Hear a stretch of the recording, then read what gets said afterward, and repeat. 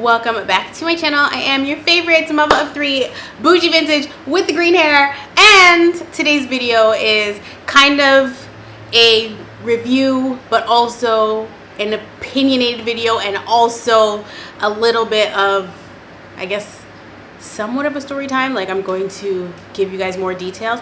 I actually told the story about why I left the church like years ago, and then I also did videos about, you know, my deadbeat dad the pastor, and I also did my deadbeat dad the pastor and the church strike back, and then I did an update on my church situation. And so I want to talk to you guys about the documentary on Prime, which is called Shiny Happy People.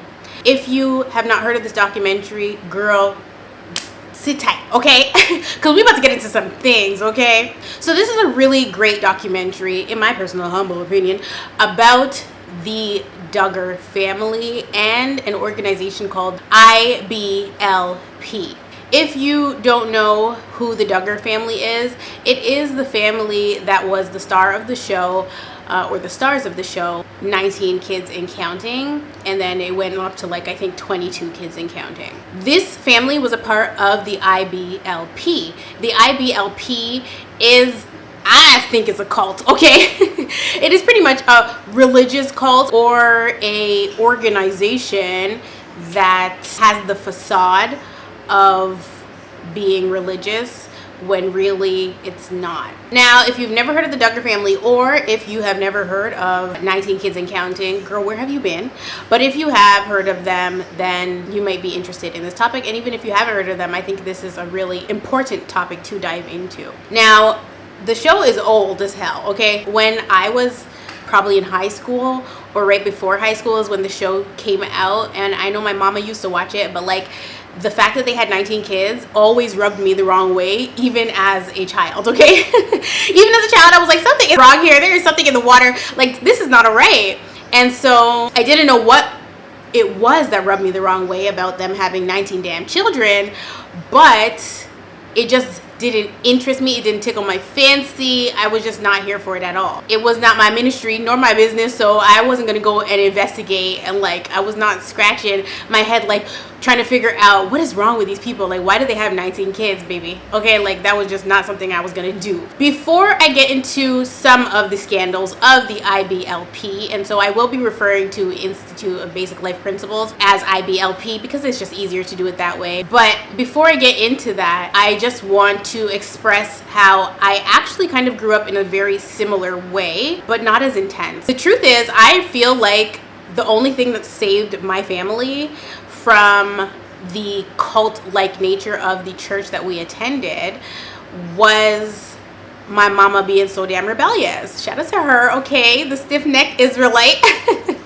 Literally, my mama is so rebellious, and I just stan her. My mom was a bit of a rebel, and she was not about to conform and do what these people wanted her to do or were telling her she was not allowed to do, or, you know, those types of things. So we'll get a little bit more into that further down into the video, but that's really the thing that saved me and my sisters from being indoctrinated in the way that the church was behaving or trying to indoctrinate. So I used to go to Church of God, Seventh Day, but not Adventist. And so every time I used to say like, oh, I go to church on Saturday too, they'd be like, oh, you're Adventist? I'd be like, no.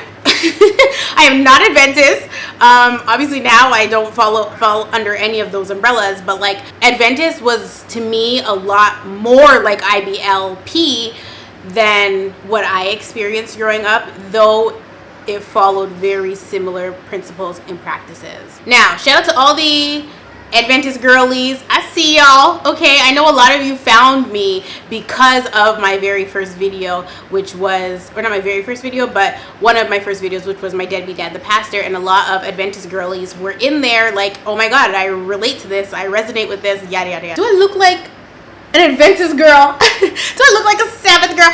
Listen, I'm not a church girl anymore, but I love the Lord, okay? So let's talk about what the IBLP is. The IBLP is a faith-based cult. It pretty much teaches that there's this umbrella system where God is first, okay, God is in control, then the men are in control, then the women are in control, and the children, they don't have no damn control, okay? So it goes God, man or husbands, women / mothers, and then children are underneath them, okay? So it's almost like a food chain. While I was watching this documentary, Shiny Happy People on Prime, okay, I wish this was a sponsored video, y'all run me my coins. As I was watching this documentary on Prime, the only thing that kept coming back to me, it was screaming at me, it was like, the power and control wheel, the power and control wheel, the power and control wheel.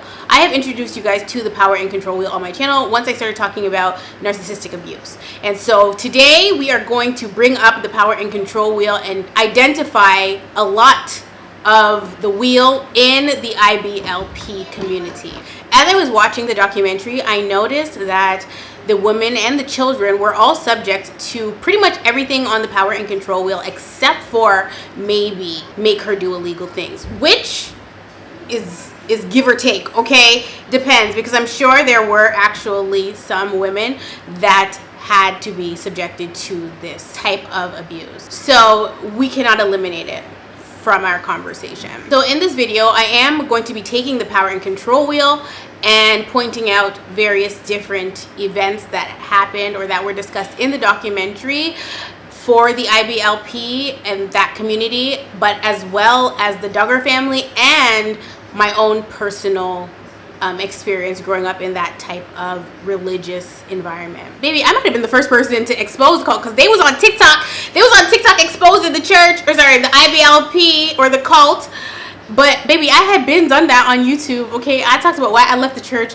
Okay, it's giving trendsetter. It's giving trendsetter. No, I'm just kidding. Okay, I want to actually start with the outside of the wheel. And I'm going to put the wheel up because there's certain words I don't really want to say because I don't want to get a flag, girl. So read the outside of the wheel because that's where we are starting. This type of abuse was a common theme among the women and the children in the IBLP. Many of the women in the IBLP were subjected to this kind of abuse from their husbands or other people in authority over the IBLP, as well as the children being subjected to this type of abuse via their older siblings or other people in the organization. One of the women in the documentary stated that on her wedding night, keep in mind, she did everything right. She said she saved herself until marriage. You know, she lived by the code. But on her wedding night, she was 3 times, and shortly after that wound up pregnant. This situation left her really confused because it was just like, is this normal? Like, does this happen to everybody? Why is everybody rushing off to get married if this is what it's like to lay down with somebody? It's not supposed to be that way at all, right? Your wedding night is not supposed to be traumatic, but hers was. She also stated that her husband, the man she was married to, brutally beat her and was abusive throughout their marriage. And she also stated that in this community, you were to refer to your spouse as my lord or sir or something like that. Like, you had to address your husband with this authoritative respect dynamic thing. It's mad weird in my opinion, because I ain't about to be calling nobody my lord but Jesus Christ, okay? Like, it's not happening. They would actually, this is why ain't no black women up in the IBLP. I'm just kidding. I really don't know if black people have joined this cult. You are not about to tell me that I gotta call you my lord. It's not happening. Like, it's literally not happening. They would end up having to beat and spank me every single day because I'm not doing it. Anyway, I think she stated by the time she was 30, she had 5 to 8 children. I can't remember because I wasn't taking notes as I was watching it because I really didn't plan to do a video on this. But child, a lot happened between the time I watched it and the time I woke up this morning. I was like, I have to talk about this. In my opinion, the women in the IBLP are treated like breeding factories, okay? They are good for one thing and one thing only, and that is being pregnant, giving birth, being pregnant, giving birth, being pregnant, and giving birth times 10. Aside from this, sticking to the other side of the black part of the power and control wheel, the organization is so sick and twisted that they normalized on younger siblings from older siblings. They actually went as far as putting the blame on the women, okay? And that is why there was such a strict dress code, because if you have if your ankle is showing, you are a harlot. If you have your pinky toe out, baby, you're a slut. Okay, like that's how intense it is. And so you have to do your due diligence as a woman to not wear certain things so that men or the boys or your sibling won't look at you and be tempted to touch. You know, this is why I don't like my brain, because my brain just started singing the damn Tempted to Touch song in my head, and that is not what this is about. There's a huge problem with that rhetoric or that narrative that, you know, it's the woman's fault or the victim's fault when something happens to her. That's absolutely insane. Like, where they do that at? Please tell me. Well, the IBLP, girl. Now, in the Duggar family, there were multiple scandals that included or that fell under the umbrella. They all involved their oldest child, Josh Duggar. I'm not going to get into too many details here. You can go and watch the documentary for yourself and see what I'm talking about, but it gets deep, okay? I think what really turned my stomach about Josh Duggar and his parents, Jim Bob and Michelle, was that they went out and went to Jim Bob's best friend and asked for their daughter's hand in marriage for their son Josh. Now, they did this because Josh had perverted urges and he was doing stuff in their home to his siblings. And so in order to combat this, they thought that they would provide him with a bride or a wife so that he could do what he needed to do and get those urges out. But she might have been a little too old for his liking. The thing was, they never told this girl's parents this. And that is a part of the reason why her parents decided to be a part of the documentary. Now, keep in mind, Josh Duggar and his wife are indeed still married, even though I believe Josh Duggar is behind bars. This girl that grew up in this cult as well is not leaving this man. She has children for him. They have a bunch of children, and they have daughters as well. And this lady is, you know, still forced to be there and take care of her kids, alone or not alone.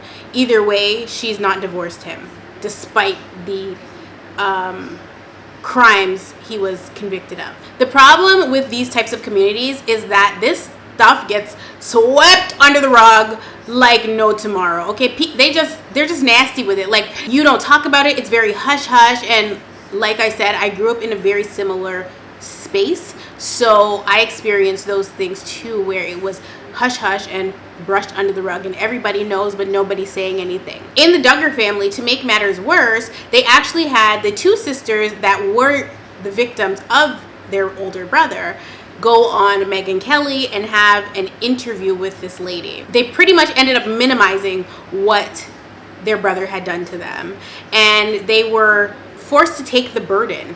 You know, they were forced to clean up their brother's mess and their parents' mess, because these people are on TV, and TLC was a huge network at the time, or actually getting to be a huge network because of the reality shows they started pumping out. And a scandal like this was no good for anybody. The girls, Jessa and Jill, went on the news and they pretty much said, it ain't that big a deal. Okay, it's not that big of a deal.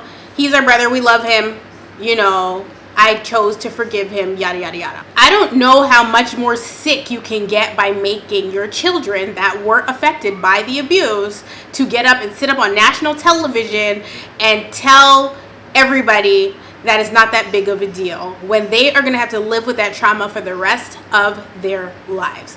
Throw these two under the jail, throw them, child, open up the grounds and just suck them in, because that is insane, okay? Insane. Now, before I jump into the next slice of the power and control wheel, I want to talk very briefly about my personal experience in this type of environment. As I stated earlier, I went to a church called Scarborough Church of God, Seventh Day, not Adventist.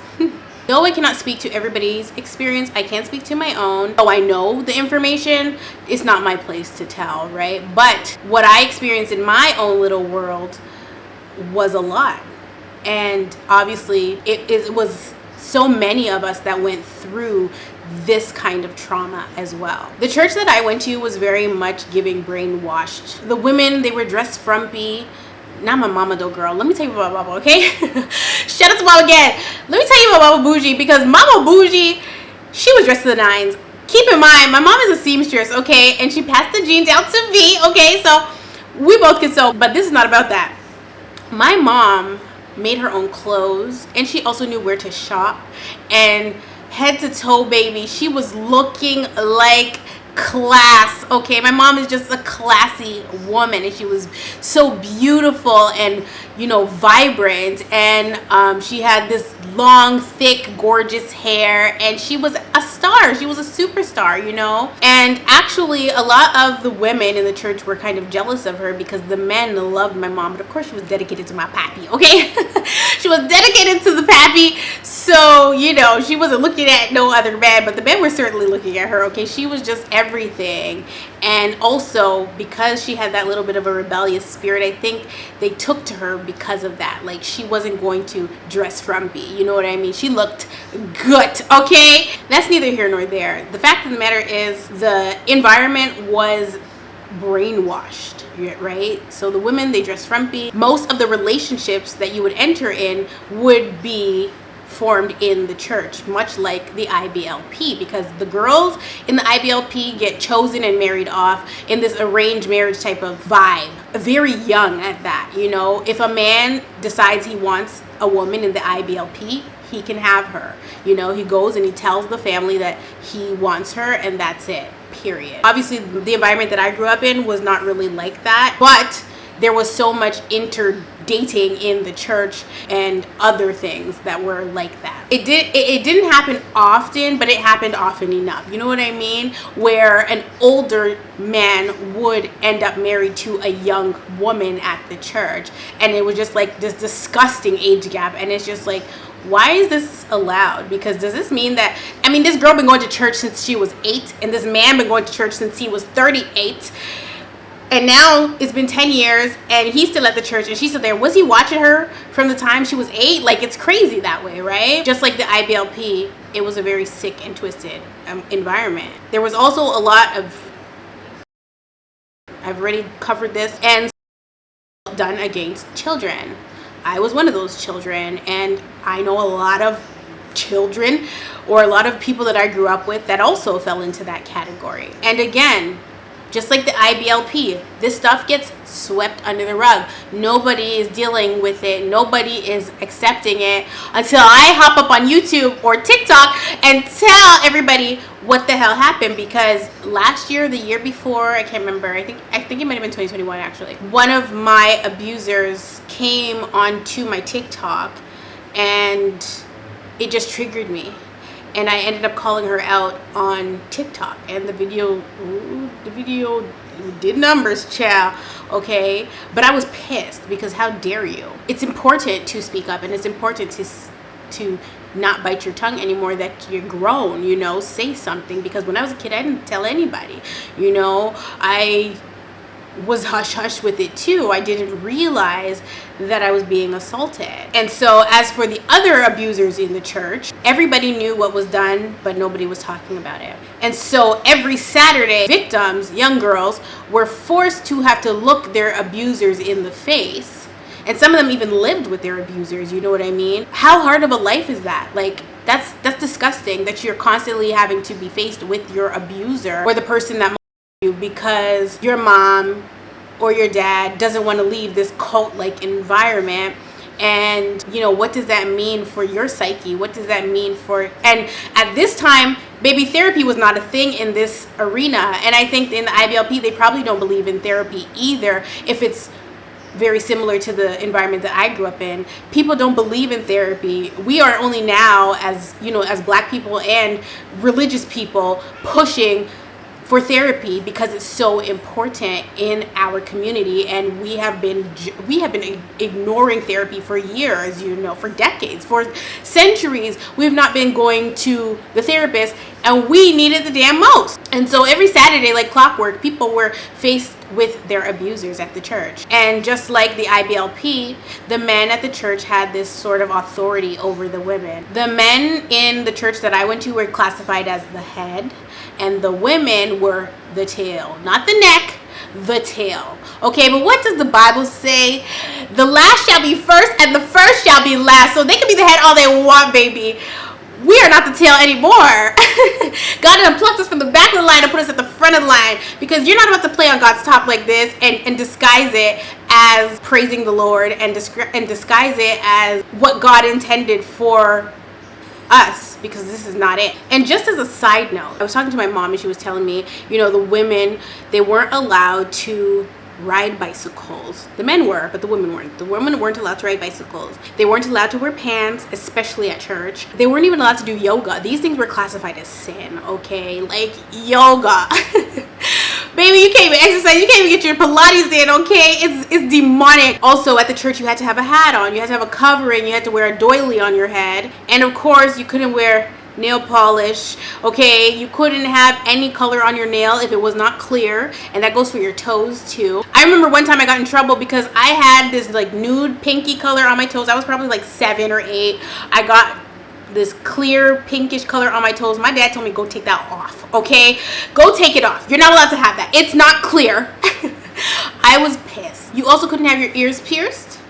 You could not have earrings in then, of course. Very minimal on the jewelry, if any jewelry at all. And y'all know me, I love me some gold. You couldn't have weave.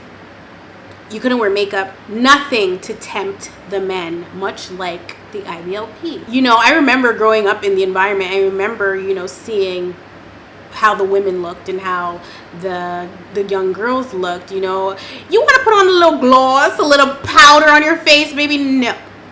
None of that. You're a harlot and a skank. Take that off before you burst into flames. Like, it's unacceptable, okay? Just unacceptable. Unacceptable condition! Now, I didn't fall into the category of not being able to ride a bike, nor only wearing skirts. I wore me some jeans, some bell-bottom jeans. I was wearing me some pants, okay, some knickers. I was doing all that because my mom was okay with it, and it was whatever my mama said. It wasn't what the church said. My mom was not about to conform, and she didn't force us to conform either, and that is why I just love her so much for this, because I didn't grow up having to only wear skirts to school or outside of the house or inside of the house. I used to go to school, elementary school, with this little girl, and we would be playing soccer, baseball. She would be in this long denim skirt every single day, and I was just like, so that's what y'all are doing over there at the Adventist church? Because she was Seventh-day Adventist. Ma'am, you need some jeans. How are you kicking the soccer ball in your long skirt? Like, you're gonna trip over it. It's so crazy. And I just felt like it wasn't fair. You can't even be a kid. You can't even just like run around and have fun because you're tripping over your 30-inch skirt.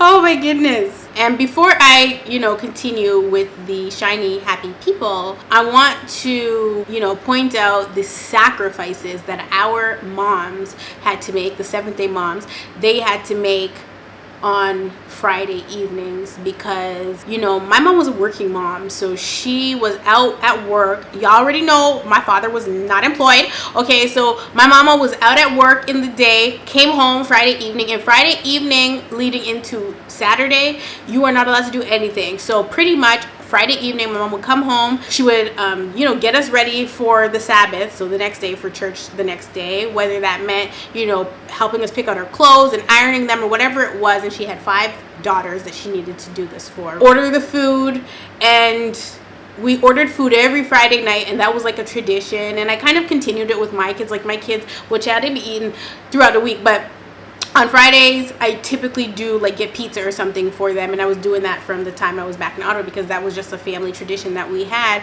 where we would order food on the Friday night, because you can't cook, you can't watch TV. We used to just do Bible study on like the Friday night leading into, and spend time in my mom's room as a family, or we would do like games or whatever, but we weren't allowed to watch TV on the Friday night. Then Saturday morning, we would go to church and then come back home at 7 p.m. Okay, church is all day because it's the Sabbath, so you're just supposed to be fellowshipping with your people and worshiping. Meanwhile, we're over there getting at the damn church. Like, it wasn't much fellowship going on, to be honest, right? Like, we were in problems at the church, and then we come home on the Saturday evening. And then on Saturday evening, we would watch Mad TV. And so that was another tradition too. Like, come home and just vibe out as, you know, sisters do. But keep in mind, I was really young, like, when we were at this church. Like, I was there from the time I was born, because my mom was pregnant with me, like, while she was going to the church. And then we stopped going to that particular church around 9 or 8. But my mom made a lot of sacrifices on those Friday nights, coming home and getting us together for the Saturday after a long, hard week of work, you know, and having to take care of 6 children, because we have to include my father in the children category. So she's taking care of 6 children, preparing us, and then having to wake up early, you know, and help us do what we need to do in the morning to get herself together and go to church and be there all damn day. The best part about the church, let me tell you, was they fed you. And the lady at the church that was cooking the food, baby, her food was top tier. Like, top tier. I, to this day, dream of her macaroni and her fried chicken. Because, baby, I looked forward to church on Saturday. Okay, for that reason alone. Okay, I didn't like anything else about church, but the food towards me was like, I need me some macaroni and I need me some fried chicken. I wonder if she's still there cooking, okay, because she had the kitchen lit. This whole dynamic of the men above the women would be biblical, because yes, a man is supposed to lead, right? But in Genesis, God and Adam referred to Eve as the helpmeet, not slave, not I'm above you and you're below me. She's not belittled, she's not less than, she was his equal. And so I will never understand how we got from there to here, where the men are so above and we have to listen to them and yada yada yada yada yada. Adam knew Eve's value. The men in the IBLP and other organizations that run this way, they don't value the women, right? They don't see the women as valuable outside of pushing out children. In my opinion, the way that they think is criminal. And to be submissive, I think a lot of women desire to have a man that they want to submit to. But submitting to somebody does not mean that they can abuse you, and that does not mean that you can abuse the woman that you believe is supposed to submit to you. The gag is, if a woman really is being loved on correctly and treated correctly, she's gonna automatically submit. It doesn't take anything for a woman to cater to her man, or a woman to love on her man if he's loving on her correctly and, you know, meeting her and doing what he needs to do as a man and providing whatever he needs to provide. And I don't mean like money, I mean like providing whatever it is that she needs in terms of love, in terms of, you know, his dedication to her. How he makes her feel is equally as important as every other aspect in the relationship. And he is not going to talk down to her or make her feel like she's not worth a damn. You know what I mean? And so when a man comes and does that for you, obviously you're going to submit to him. You are going to be giving him Destiny's Child, cater to you all day long, period. Relationships are a two-way street, and we cannot forget this. And so, on the topic of being submissive, let's talk about the section on the power and control wheel that talks about male privilege. So on this section of the power and control wheel, it says treating her like a servant, making all the big decisions, acting like the master of the castle, being the one to define men's and women's roles. The IBLP is all about this. So realistically, I don't have to say much about this area, because already what I've covered in this video, we can see that that's how this society works. It is a male-dominated society, and you know, what they say goes. The men in this type of environment, community, cult, you know, this is IBLP as well as other religious groups of this nature. They like to be in control of women, of children. They like to have this power, this authority over them, and they use the word of God and hide behind God to do it. They take the Bible and twist it and screw it up. And this is why it's important to know your Bible for yourself. Okay, this is why I encourage you guys to, if you want to have a relationship with God, have a relationship with God. It doesn't have to be through the church.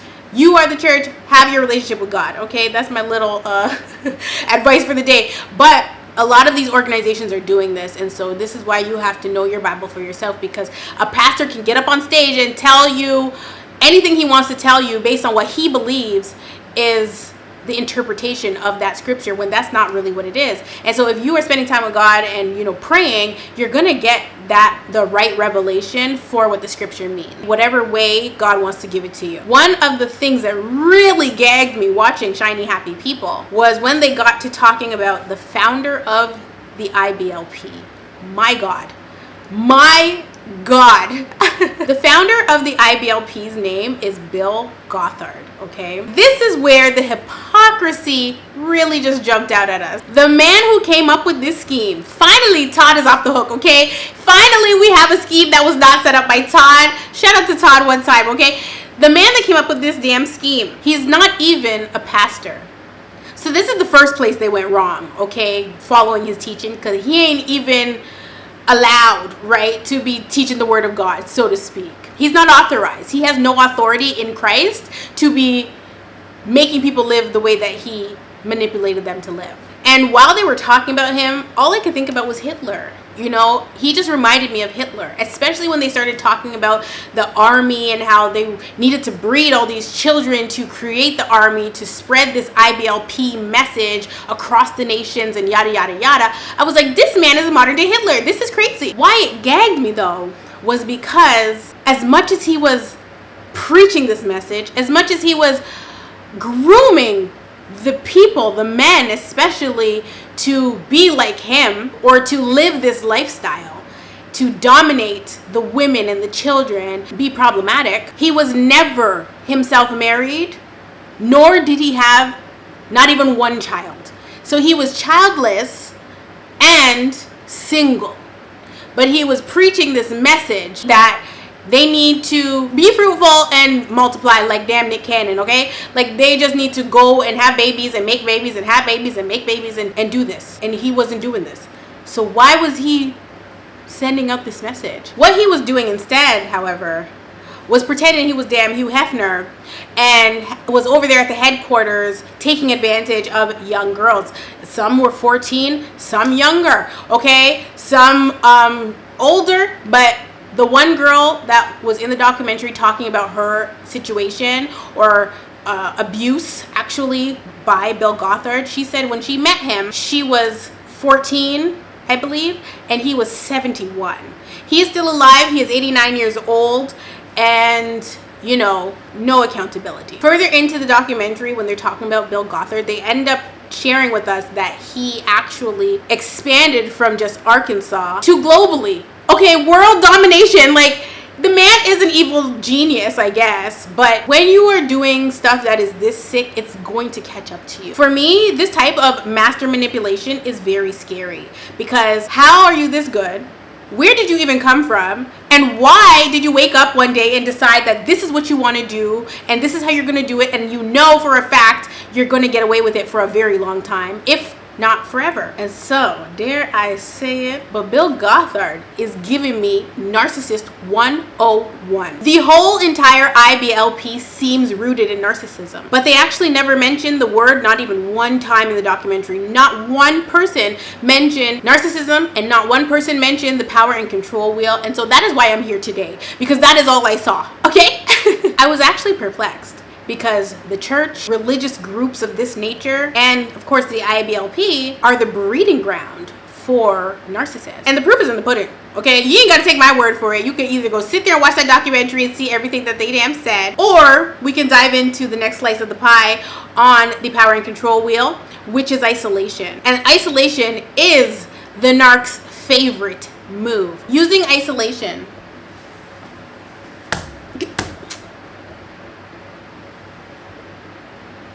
listen, I am not trying to be bit by this damn mosquito, and he's very annoying, or she, whatever. So on the power and control wheel, using isolation says controlling what she does, who she sees and talks to, what she reads, where she goes, limiting her outside involvement, using jealousy to justify actions. Y'all know I lived through that, okay? But this is not about me. Finally, it's not about me. In order for the narcissist to be successful at their abuse, they have to isolate you one way or another. If they can't isolate you, the abuse can only get so far.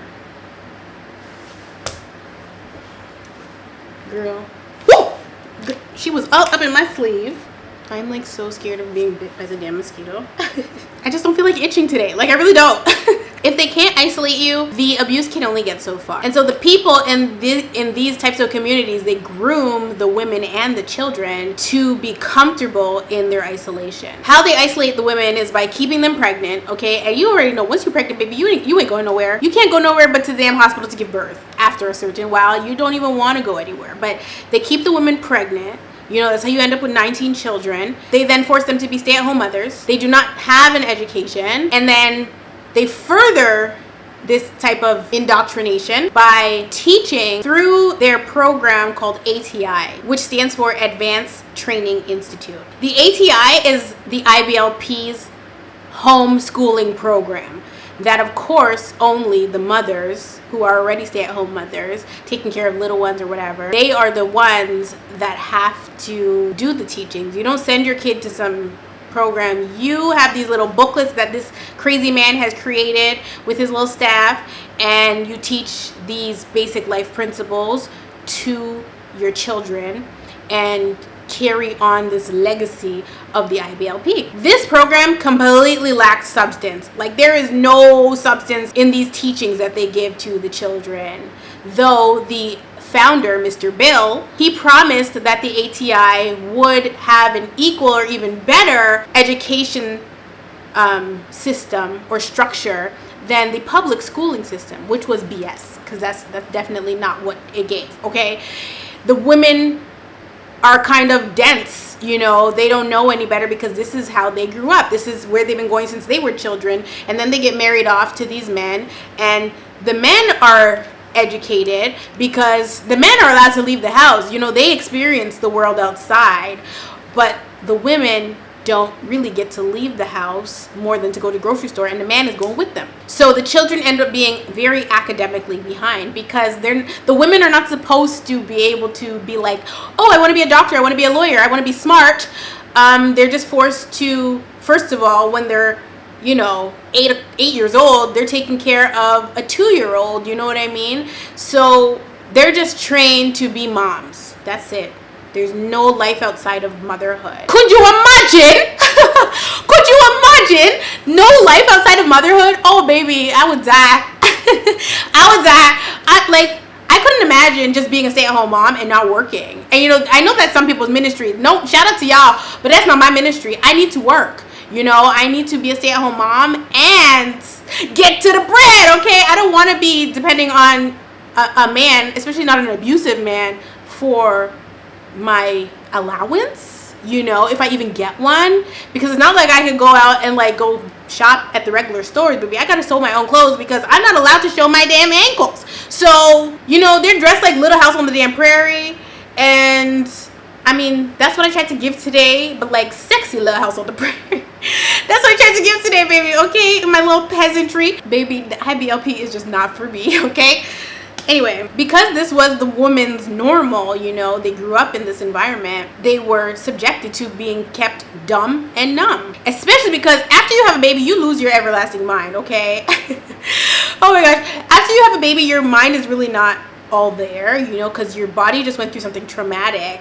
I know they say birthing is beautiful, baby. It is, but there's a trauma attached to it. And so, you know, you're not necessarily in your right mind because there's so many different hormones. And so if you keep pushing out baby after baby after baby after baby, you are just going to be a shell. You know what I mean? You're not even in the right frame of mind. Be in the public, because they are making your brain turn to mush by keeping you pregnant all the time. You don't even have time to process the last baby you just gave birth to before you're pregnant again and giving birth to another baby. And so there was a part in the documentary where this journalist, I believe, he pretty much started telling us how this whole entire scheme was rooted in racism, because this was Bill Gothard's way of subtly pushing for continued segregation, so much like the KKK and come here, little mosquito.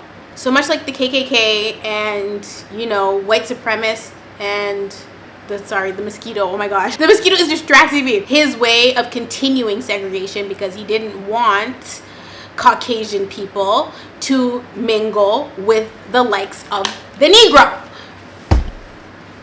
This damn mosquito is too good for me.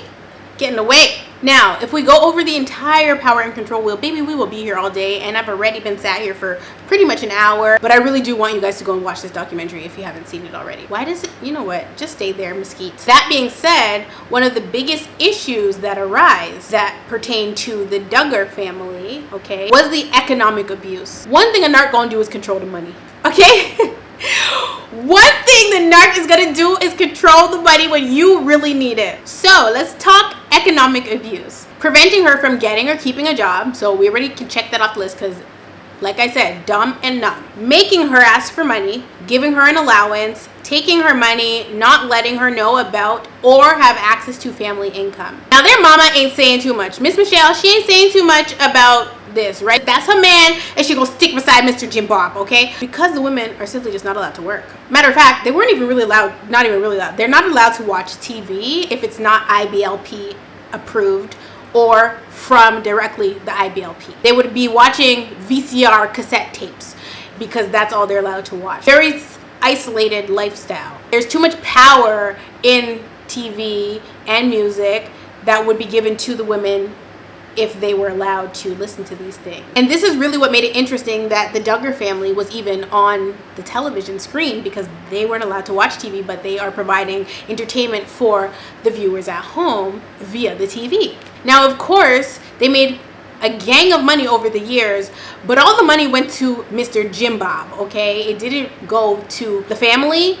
Jim Bob was the one TLC was cutting the check to. So one of the scandals that happened, or the first scandal that they had, that pretty much made TLC have to cut the show off, right? Or cut the show from the network, pull the show, whatever. That's actually why they went on and did the interview with Megyn Kelly, so that they could try to save face and keep the show on the air. But it was still too much mud in the water, and so they decided that they were going to rebrand and make the show about the two daughters that went on the interview, which was Jill and Jessa, and they were going to call the show Jill and Jessa Counting On.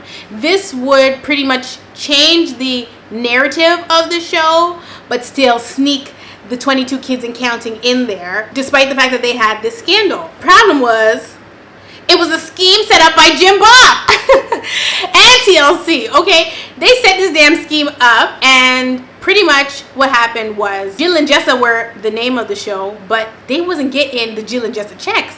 The checks were still going to Jim Bob. And I just want to say, anybody named Jim Bob is not to be trusted. That's not even a real name. Like, that's not even a real name. I would tell you guys my conspiracy theory about people that have names that start with J, but we're not going to get into that right now because this is not what this video is about. In the documentary, Jill states that she was not paid for 7 years of her adult life. She also wrote a book, I think recently actually, that details her life and some of the economic or financial abuse that she suffered being a part of her family. It got so bad for this lady that she ended up having to be getting food from the food banks because her pappy was not cutting the check. He wasn't dividing the check up how he was supposed to. He was collecting the money and doing I don't know what with it. She did state that at one point he did give all the adult kids like a lump sum of money to smooth things over, but they are so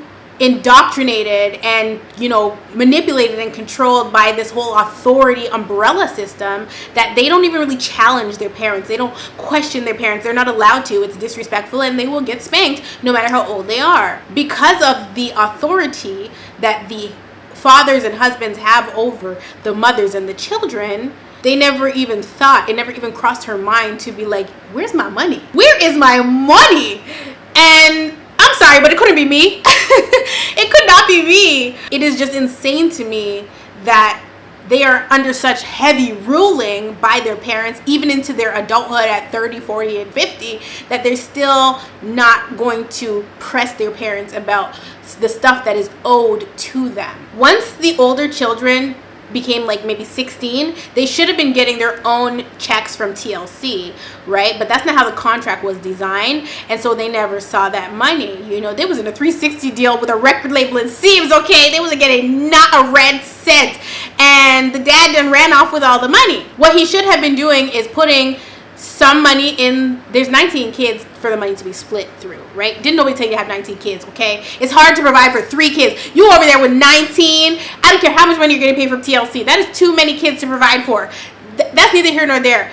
The fact of the matter is he should have been putting money aside in a trust for the younger children and the older children from the time they turn 16 and legal age of work. Maybe it's 15 in Arkansas. They should have been getting their own money, but that's not what was happening. And TLC is negligent for this as well, okay? Very negligent. A contract is a contract, and if that's not what was on the contract, and only Jim Bob was supposed to get the money because this is their hierarchy, their umbrella system, whatever it is, then that's just what it is. It's wrong, but that's just what it is. Essentially, all that happened was, just like most of these other reality shows, they exploited the family. Jim Bob and Michelle exploited their children, subjected them to all kinds of abuse, blamed the victims, their own children, for the abuse that they suffered, and are continuing to abuse them now financially. Now, money can't fix the problems that these kids are now faced with in their adulthood from this trauma.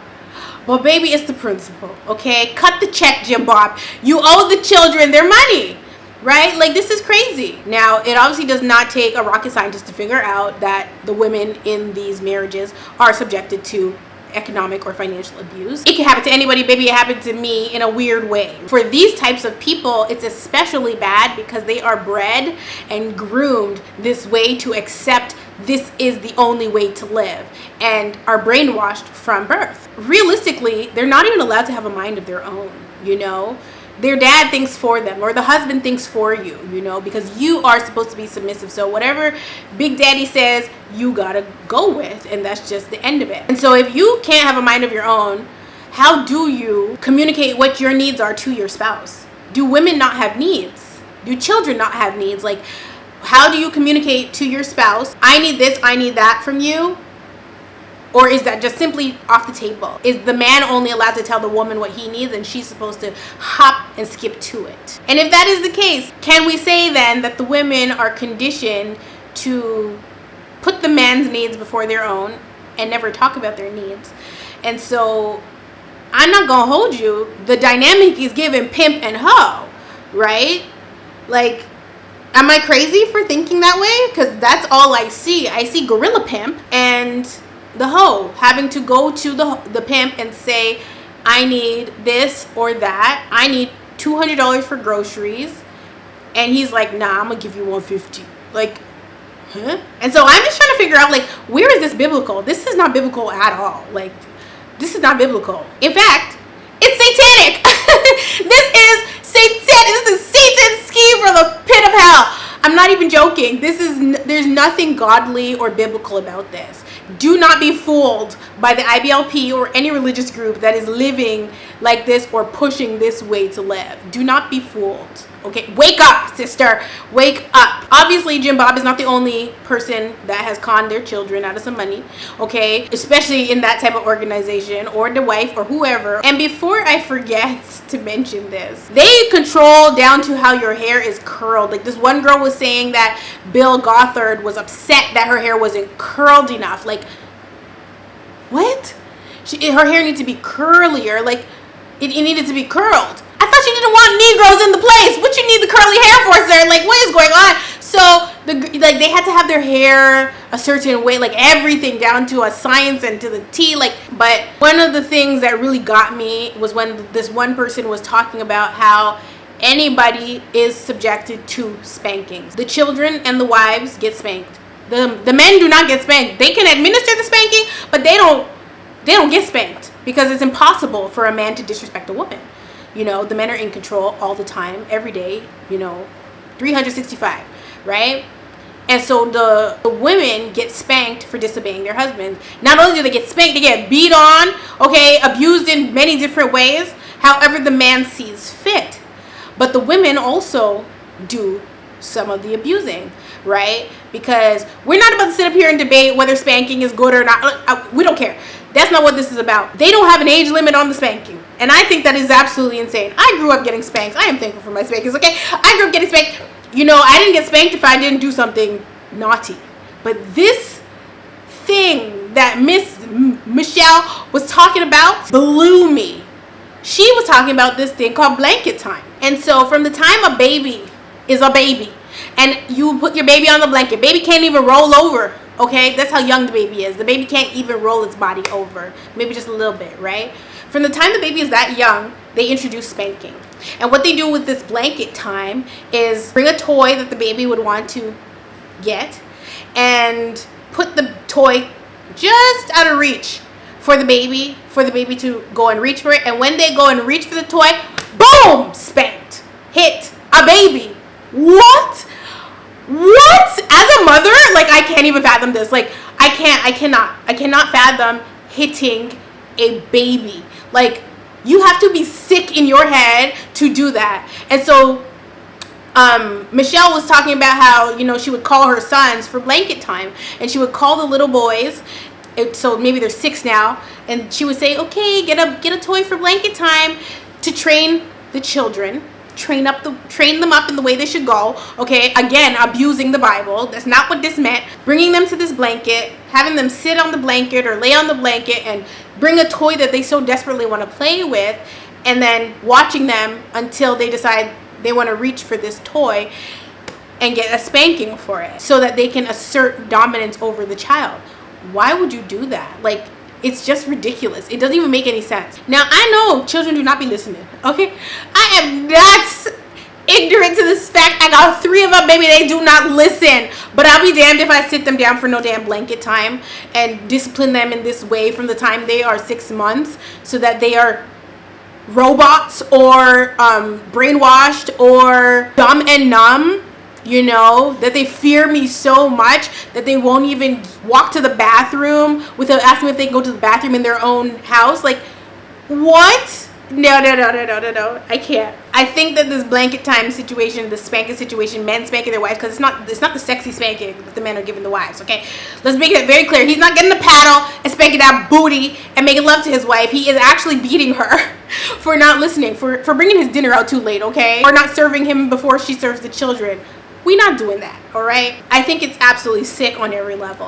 All I can say is that I am super happy that these things have come to light, you know, that they are being exposed, that people are speaking up against this type of organization, against, you know, speaking up and sharing their trauma, their situation, so that other people know what they're going into. If somebody's like, hey, have you heard of IBLP? It's really great, you know, you should come to my church. Baby, it's not no damn church. Oh, girl, they cut off the head of the snake, Mr. Bill Gothard, okay?